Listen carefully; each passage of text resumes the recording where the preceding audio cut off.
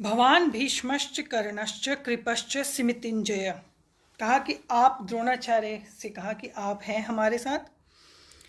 भीष्म पितामह हैं, कर्ण है, सभी जानते हैं कर्ण कुंती का पुत्र है, लेकिन उस समय युद्ध से पहले आम लोग नहीं जानते थे।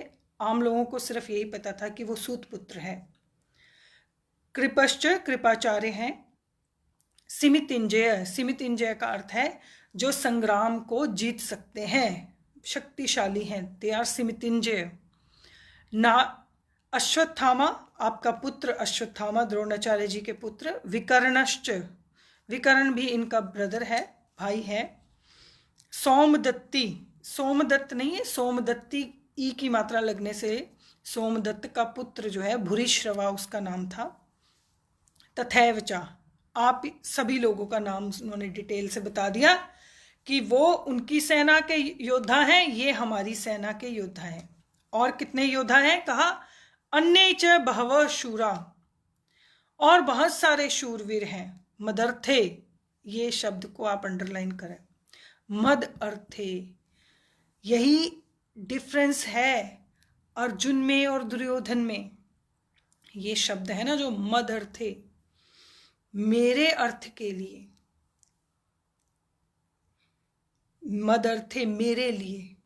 दुर्योधन की जो भावना है ना, मेरे लिए त्यक्त्वा जीविता, अपने जीवन का, त्यक्त माने त्याग, जीविता जीवन, अपने जीवन का त्याग करने के लिए नाना शस्त्र प्रहरना, बहुत सर्वे युद्ध विशारदा, सर्वे युद्ध विशारदा, सारे युद्ध में क्या है? विशारद हैं, एक्सीलेंट है, विशारद प्रॉपरली ट्रेन्ड है। और इस मदर्थे शब्द को याद रखना, फिर हम डिस्कस करेंगे जब अर्जुन की बारी आएगी। अब उसके अंतर की, दुर्योधन के अंदर जो एक भावना है ना, वो प्रकट हो रही है कि अपर्याप्तम। तो ये अपर्याप्तम शब्द दो जगह से बहुत सारे ऋषियों ने, संतों ने इसका दो मीनिंग किए हैं इस श्लोक के। अपर्याप्तम तदस्माकम बलम भीष्माभिरक्षितम, हमारा जो बल है, तत् अस्माकम मिने हमारा, भीष्माभिरक्षितम, भीष्म के द्वारा जो हमारी सेना जो है वो रक्षा की जा रही है, भीष्म हमारी रक्षा कर रहे हैं, उसका बल अपर्याप्त है। इस अपर्याप्त को लोगों ने दो तरह से मीनिंग किया है। अपर्याप्त का अर्थ हो सकता है कि कम है, और अपर्याप्त का अर्थ हो सकता है बहुत अधिक है, पर्याप्त से बहुत ज़्यादा।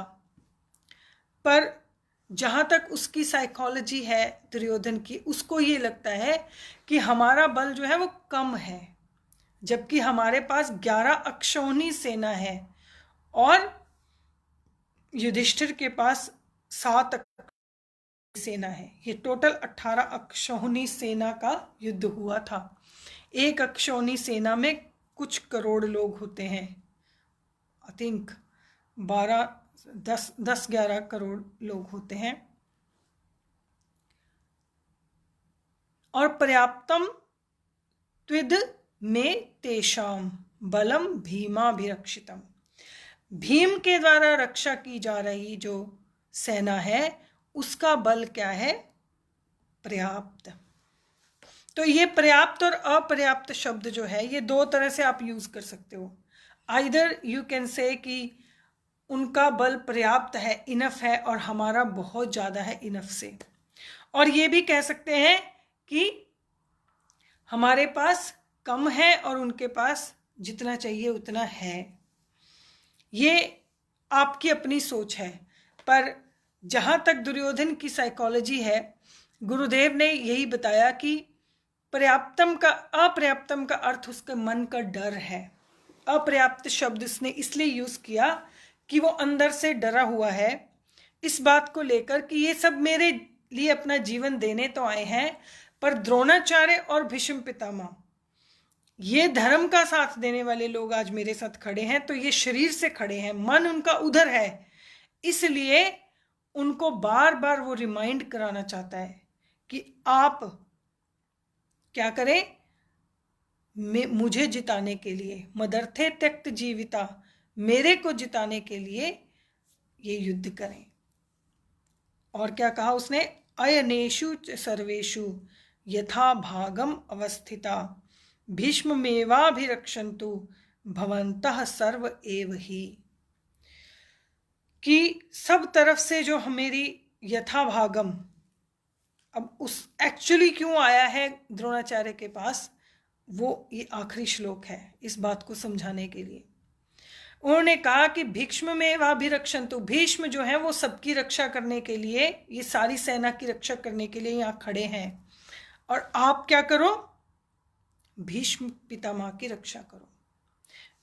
भीष्म मेवाभिरक्षन्तु, आप भीष्म पितामह की क्या करें, रक्षा करें। कितना ये संवाद जो है देखिए, दूसरे तीसरे श्लोक से लेकर 11वें श्लोक तक ये संवाद है, और ये सारा संवाद जो है द्रोणाचार्य और दुर्योधन के बीच में है। और द्रोणाचार्य को दुर्योधन जो ने ही सब कुछ कहा, द्रोणाचार्य नहीं बोले। उन्होंने तो अंत में ये सोचा कि अब ये चुप करे, इसलिए उसको खुश करने के लिए फिर वो शंखनाद शुरू कर देंगे। पर साइकोलॉजिकली आप सोचिए कि दुर्योधन की मनस्थिति क्या है। उसकी मनस्थिति पहले से ही, फर्स्ट स्टेप से ही ये बता रही है कि ये बैटल उसको जीतने की कोई विधा दिख नहीं रही है। क्यों? क्योंकि उसका ये जो शब्द है अपर्याप्तम, वो बड़ा कंफ्यूजिंग है। एक तरफ वो कह रहा है कि भीष्म हमारी सेना की रक्षा कर रहे हैं और इसका बल अपर्याप्त है, और भीम जिस सेना की रक्षा कर रहा है वो उसका बल पर्याप्त है। ये अपर्याप्त और पर्याप्त शब्द किस लिए प्रयोग किया है, सोचिए। यह उसके अंतर की कंफ्यूजन को बता रहा है मनोवैज्ञानिक रूप से, कि वो अपने आप में इतना एरोगेंट है कि वो चाहता है कि ये सब लोग जो मदर्थे त्यक्त जीविता, मेरे लिए अपना जीवन देने के लिए आए हैं, तो मैं गुरु द्रोणाचार्य और भीष्म पितामह को क्या करूं, अलर्ट करूं कि आप दोनों भी मेरे तरफ से युद्ध कर रहे हैं, तो अपने मन को भी यहीं लगाएं। जबकि ये शब्द कहना किसको, द्रोणाचार्य जी को, भीष्म मेवाभिरक्षन्तु भवन्त सर्व एव ही, कि आप सब लोग भीष्म पितामह की सब ओर से रक्षा करें। भवंत आप, सर्व आप सब, और सर्व मेवाभिरक्षन्तु सब तरफ से रक्षा करें। किसकी? भीष्म पितामह की। क्यों? क्योंकि भीष्माभिरक्षितम अस्माकम बलम भीष्माभिरक्षितम, हमारे बल की, बल का मतलब यहां पर सेना है, हमारी सेना की रक्षा कौन कर रहा है? भीष्मेवाभिरक्षितम, भीष्माभिरक्षितम, भीष्म जो है पितामह वो रक्षा कर रहे हैं। किसकी? एक बार भी पितामह नहीं कहा है। दुर्योधन की लैंग्वेज और अर्जुन की लैंग्वेज में डिफरेंस देखिए। दुर्योधन के शब्द, दुर्योधन का अपनी लिए सब कुछ क्या है, उसके अपने लिए, कि भीष्म सारी सेना की रक्षा कर रहे हैं तो आप भीष्म पितामह की रक्षा करिए। जबकि उसको पता है कि उसकी सेना का जो रक्षा करने वाला है उसको तो इच्छा मृत्यु का वरदान है, लेकिन क्योंकि अधर्म का साथ दे रहा है इसलिए उसको विश्वास नहीं है कि मैं इस युद्ध को जीत जाऊंगा। Psychologically he is feeling weak. इसीलिए यहाँ पर श्लोक 3 से लेकर श्लोक 11 तक दुर्योधन की मनस्थिति का वर्णन किया है। अर्जुन की स्थिति का वर्णन करने से पहले वेदव्यास जी ने दुर्योधन की स्थिति का वर्णन किया, क्योंकि वो क्लियर करना चाहते हैं कि धर्म और अधर्म में अंतर क्या है। आप धर्म को नहीं समझ सकते जब तक आप अधर्म को नहीं समझते। आप अच्छी चीज़ की वैल्यू नहीं करते जब तक आप बुरी चीज़ को नहीं देखते, नहीं समझते। तो अच्छाई की इम्पोर्टेंस समझाने के लिए, अच्छाई के बारे में बताने के लिए पहले ही अगर आप बुराई को समझोगे तो आपको अच्छाई अपने आप समझ में आएगी। जब आप 2 दिन भूखे रहो तो आपको जो कुछ भी खाने को मिलता है वो आपको प्रसाद लगता है, अमृत लगता है। ये नियम है सृष्टि का। इसीलिए संजय ने, वेदव्यास जी ने, सबने सबसे पहले संवाद किसका बताया? दुर्योधन और द्रोणाचार्य का। क्योंकि उसकी हर शब्द में जो है वो एरोगेंस झलकती है, वो इगोइस्टिक एटीट्यूड, वो इनसिक्योरिटी, वो फियर और वो युद्ध जीतने की इच्छा, वो सारा कुछ उसके शब्दों में झलक रहा है। इसीलिए ये महाभारत के युद्ध का जो बहुत सुंदर वर्णन किया है वेदव्यास जी ने, उसको समझकर, देखकर आप ये विचार कीजिए कि लाइफ में बहुत एक बारीक लाइन है, बहुत बहुत बारीक लाइन है। किसमें? अच्छे में और बुरे में।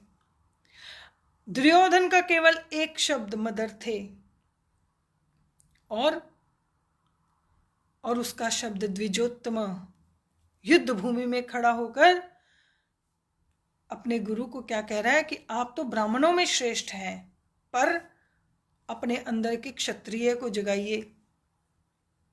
क्योंकि ब्राह्मण जो होता है उसका सबसे बड़ा गुण होता है वो सत्य का साथ देता है। ब्रह्मेव चरति इति ब्राह्मण, जो ब्रह्म में रहता है वो ब्राह्मण है। आप ब्राह्मण हैं, आप द्विजों में उत्तम है, लेकिन इस समय हमें आपके ब्राह्मणत्व की नहीं, क्षत्रियता की आवश्यकता है। आप धर्म अधर्म के बारे में मत सोचिए, आप यहाँ युद्ध जीतने के बारे में सोचिए। और ऑर्डर कर गया, क्या ऑर्डर कर दिया उसने? भीष्ममेवाभिरक्षन्तु भवन्तः सर्व एव ही। आप सब मिलकर भीष्म की रक्षा कीजिए, क्योंकि भीष्म जो है वो सारे सेना की रक्षा कर रहे हैं। शब्द का उच्चारण और शब्द को कहने की टोन, सारा कुछ आप अंडरस्टैंड कीजिए। देन यू विल अंडरस्टैंड कि कितना डिफरेंस है दुर्योधन के कैरेक्टर में। और जब अर्जुन कहना शुरू करते हैं तो अर्जुन के कैरेक्टर में कितना डिफरेंस है। 2 लोग एक अधर्म युद्ध क्यों कर रहे हैं और एक धर्म युद्ध। अधर्म और धर्म का डिफरेंस है बेसिकली। इसीलिए सबसे पहला संवाद वेदव्यास जी ने भी और संजय ने भी सबसे पहले पॉइंट आउट किसको किया? दुर्योधन को किया, कि आप उसके व्यवहार को और अर्जुन के व्यवहार को, फर्स्ट चैप्टर में आप अधर्म और धर्म को, अच्छे और बुरे को बड़े क्लियरली देख सकते हैं, बहुत क्लियरली। सिर्फ विचार कीजिए कि दुर्योधन ने क्या कहा और अर्जुन क्या कहने वाले हैं। हरिओम।